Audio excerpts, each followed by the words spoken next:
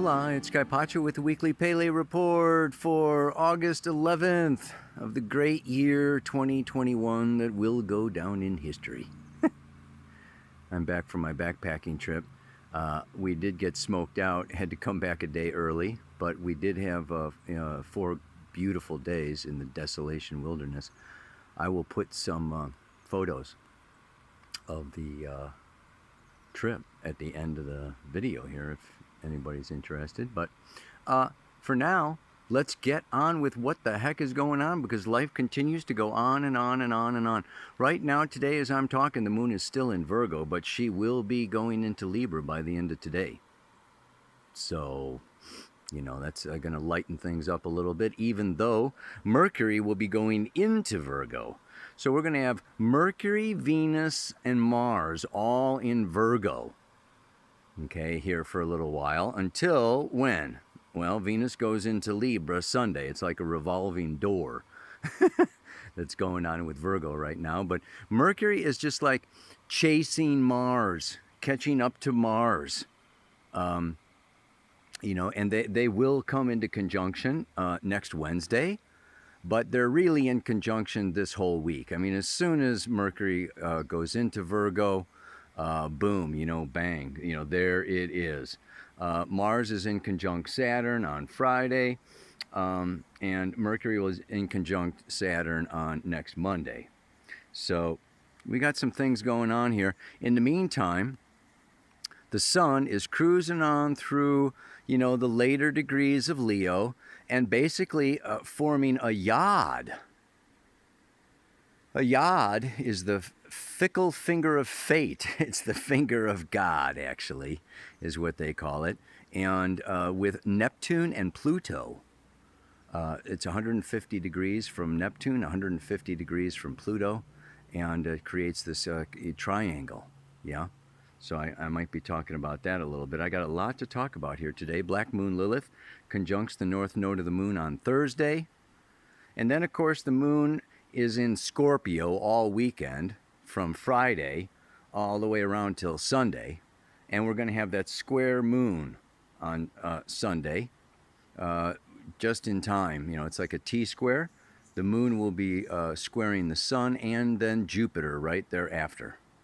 So there's the aspects. Let me look at the camera and talk about it. All right, everybody. I'm going to try to squeeze into a 15-minute Pele report what could be like a book. You know, Mercury was in opposition to Jupiter there, you know, and it's just like, it's been kind of a very illuminating time period. And I just, I have to thank Margaret, first of all, for turning me on to Paul Levy. And I'm going to put a link down to some writings by Paul Levy. It's amazing, about Wetico. I want to talk to you about Wetico because I believe the astrological correspondence to Wetico is Eris. In fact, I could name Eris and just start calling Eris Wetico. And it is actually a very powerful Native American spirit that can enter your mind and bring in a kind of psychosis. And it's a lot to go into right now, but what I want to emphasize here is, I have talked about before, I think I did a whole thing on Eris, but Pluto is in square to Eris all through 2020, 21, 22, and even into 2023, depending on the size of the orb. And it is at the very same degree, the 24th degree of Capricorn, and Eris, Wetico, is at the 24th degree of Aries. And she remains there at that 24th degree of Aries, really from April 4th of 2021 till November 9th of 2021. That's how slow she moves. She goes around about every 1,500 years. 3 times as slow as Pluto. She is the new frontier, the new boundary. So Pluto used to define our solar system. Now it's Wetico, and she is way out there. And she's way tilted 44 degrees off the ecliptic. She's actually not going to hit the ecliptic until like 20, I think it's 2064 or 2062. She's coming up through the belly of the whale to reach the ecliptic. But I don't want to go off too far off on it now. Then she comes back to that same degree. This is 60 minutes. This is like, if you look at the night sky, she's just like right in this tiny little spot for a year and 2.5 months. From March 13th of 2022 all the way till May 27th of 2023.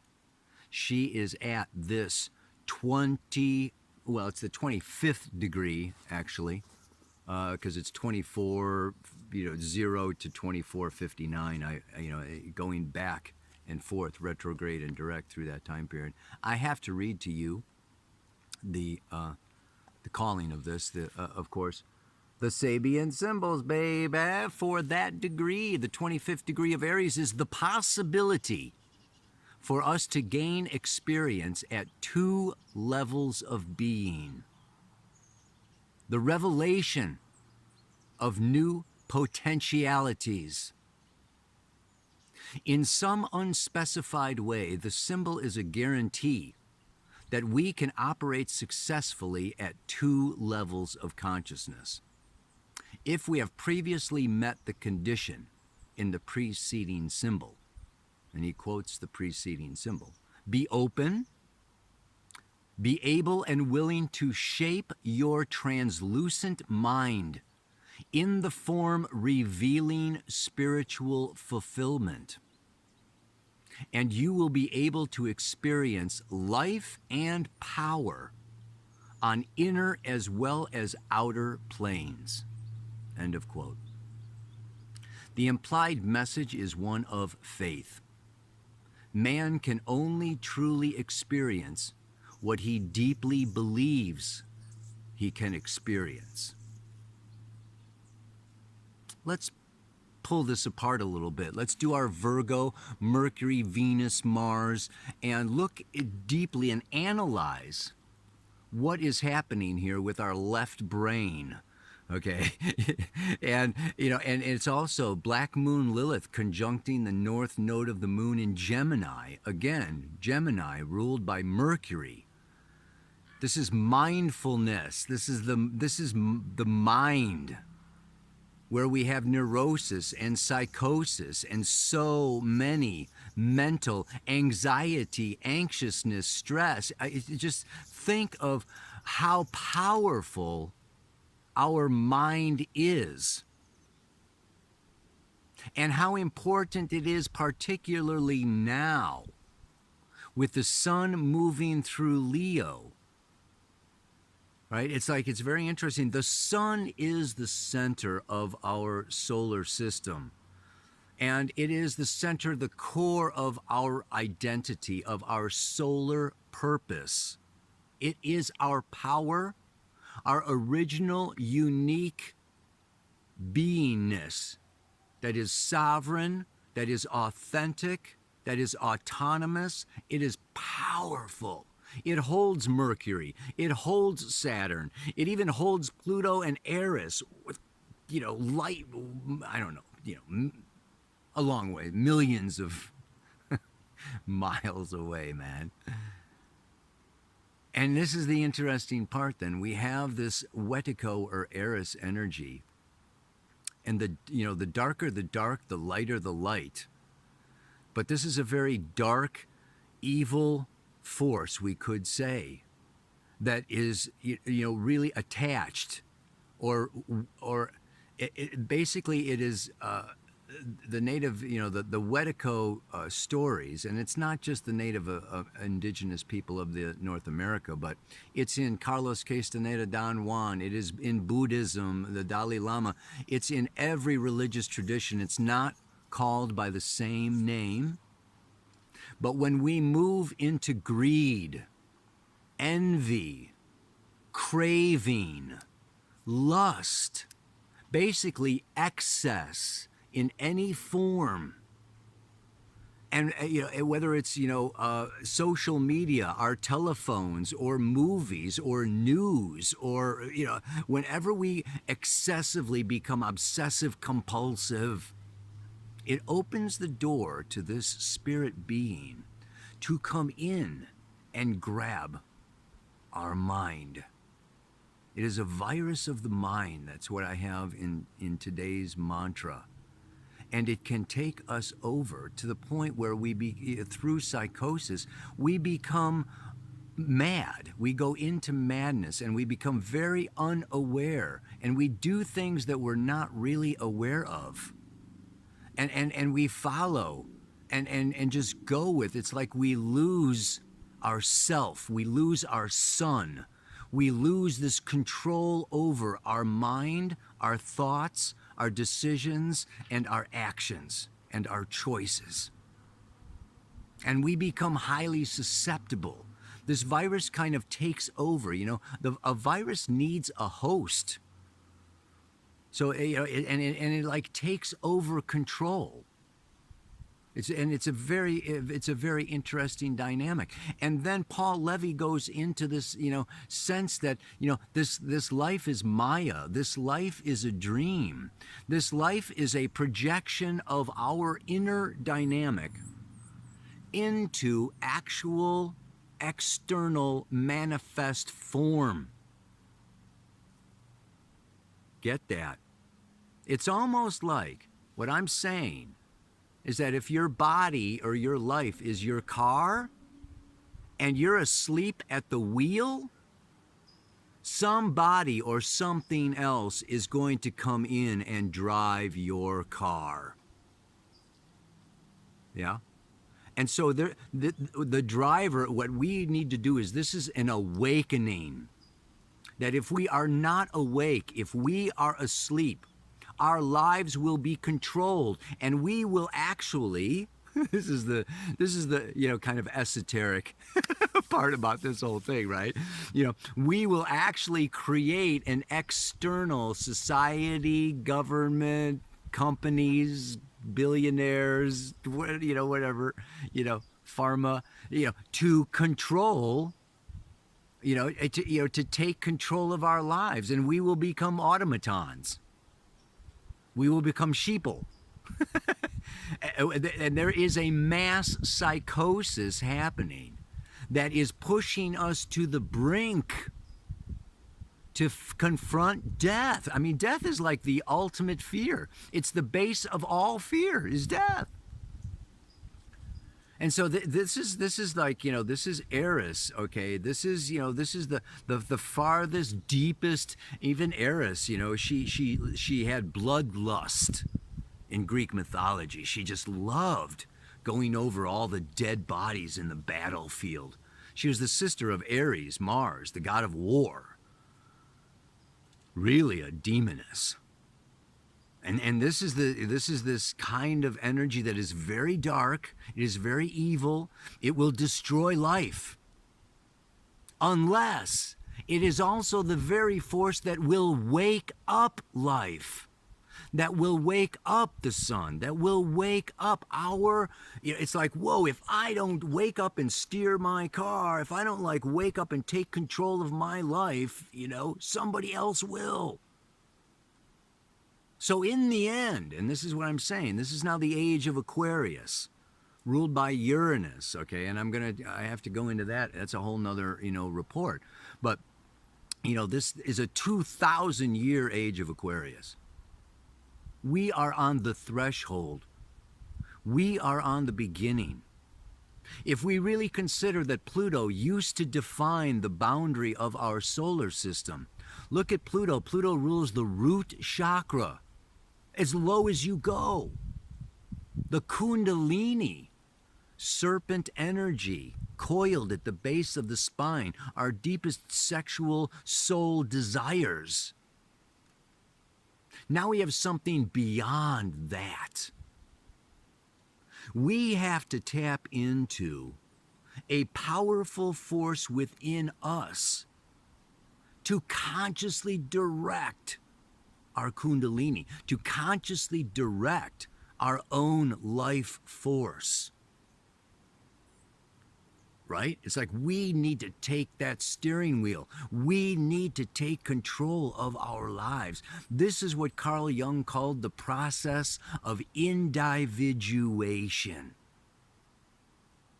And it has to do with the sun and Uranus. And if society is to advance, if we are to evolve, we evolve as individuals to contribute to society. I hope this makes sense. Because I'm just starting to like put these pieces together myself.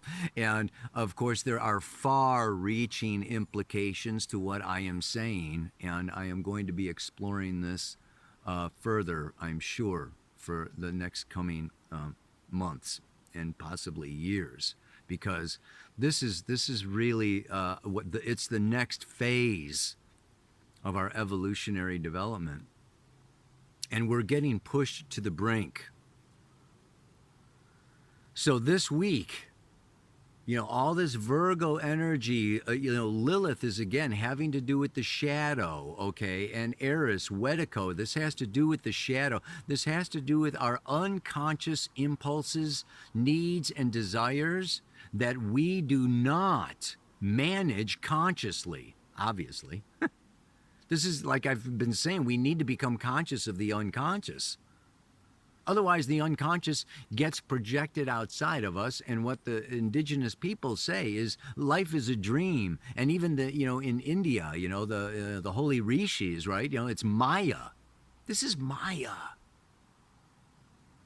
But even with Maya, we will actually manifest demons in our dreams to play roles in our experience in order to awaken our full potential.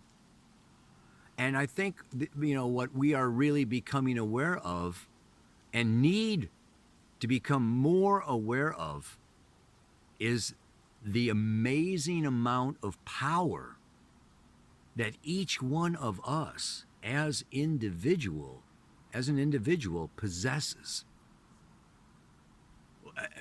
I think humanity is about to blow its own mind in terms of how powerful our mind is, and not only our mind, but what controls our mind. Our soul spirit being is super, super powerful if it's not sleeping. So it's very interesting, that Eris was discovered, 2005, 2007, okay, and mindfulness, okay, is now on the rise, and now we've got this Wedico coming, and it's all, the mind. Okay, artificial intelligence. Okay, this whole emphasis, Aquarius is Uranus is the genius, and the higher octave of Mercury, the mind. So there, we're really going into a 2,000-year paradigm of reality, emerging out of the sleep of Pisces and the dream of Pisces into wakefulness. And I hate to say it, but there are dire consequences if we don't. Right? We're experiencing them. Because not only, like I say, the dream becomes reality. The virus of the mind actually manifests as a physical virus. This is, just sit with that for a little bit.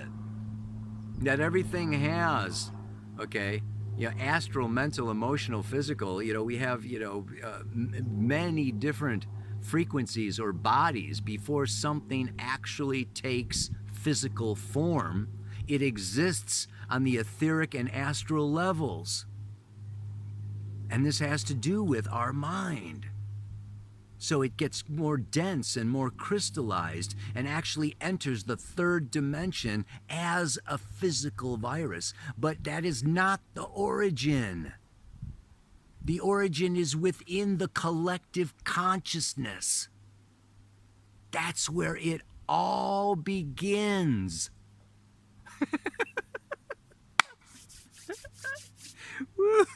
Yeah, you know what I'm saying, man. It's pretty intense. Okay, so today's mantra. That's last week's. Wow.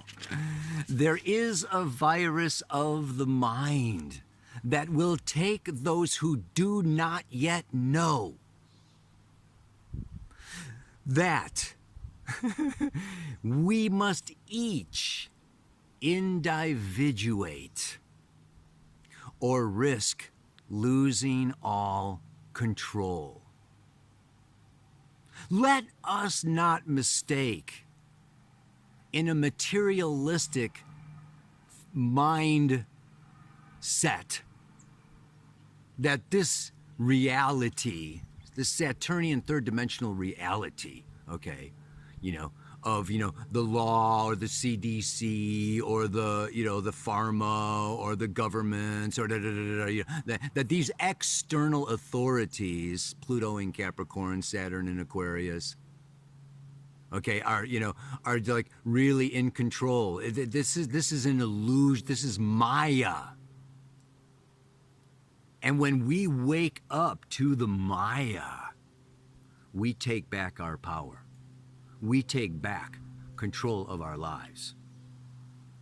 And we do not fall prey. We do not give the steering wheel of our car to anybody. Baby. There is a virus of the mind that will take those who do not yet know that we must each individuate or risk losing all control. That says it all, baby. That's enough for now, right? Namaste. Aloha. So much love.